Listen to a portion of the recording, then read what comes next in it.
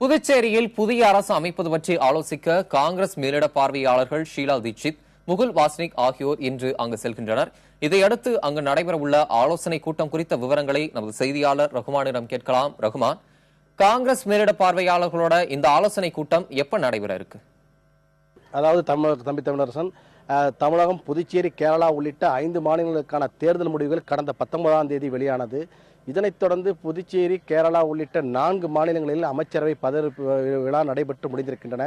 ஆனால் புதுச்சேரியில் 17 இடங்களை பிடித்த காங்கிரஸ் திமுக கூட்டணியானது ஆட்சி அமைப்பதில் தொடர்ந்து தாமதம் ஏற்பட்டு வந்தது. இதற்கான காரணம் என்னவென்று பார்க்கும்போது, முதலமைச்சர் தேர்வு செய்வதில் தொடர்ந்து இழுபறி நிலை வந்தது.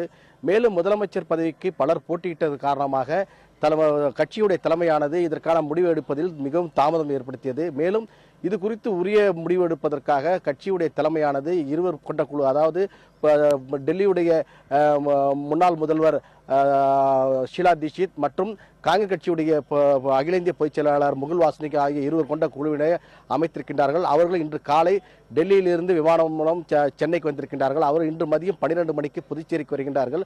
புதுச்சேரியில் இருக்கக்கூடிய காலாப்பேட்டில் இருக்கக்கூடிய நட்சத்திர விடுதியில் காங்கிரஸ் சட்டமன்ற உறுப்பினர்களுடைய ஆலோசனை கூட்டத்தில் கலந்து கொள்கின்றார்கள்.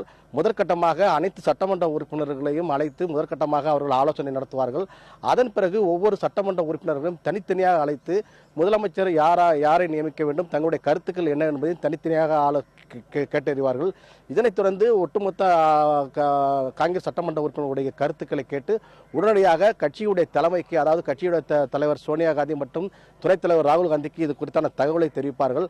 அதன் பின்னர் இன்று மாலையோ அல்லது நாளை காலையோ கட்சியுடைய தலைமை இந்த காங்கிரஸ் சட்டமன்ற கட்சியுடைய குழு தலைவர், அதாவது முதலமைச்சர் யார் என்பது குறித்தான உரிய முடிவை அந்த கட்சியுடைய தலைமை அறிவிக்கும் என்று எதிர்பார்க்கப்படுகின்றது. தம்பி தமிழரசன். ரகுமான், இந்த ஆலோசனை கூட்டம் குறித்த தகவல்கள் ஒருபுறம் இருக்க, புதுச்சேரிக்கு புதிய துணைநிலை ஆளுநர் நியமிக்கப்பட்டிருக்கிறாங்க. புதுச்சேரியோட துணைநிலை ஆளுநரா நியமிக்கப்பட்டிருக்கிற கிரண் பேடி எப்ப பதவியேற்கிறார்?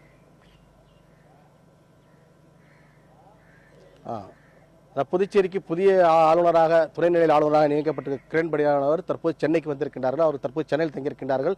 இவர் நாளை மதியம் புதுச்சேரிக்கு வர இருக்கின்றார். நாளை மாலை புதுச்சேரி ஆளுநர் மாளிகையில் நடைபெறக்கூடிய 6:30 மணிக்கு நடைபெறக்கூடிய விழாவில் சென்னை உயர்நீதிமன்ற தலைமை நீதிபதி அவருக்கு பதவி பிரமாணம் செய்து வைக்கின்றார்.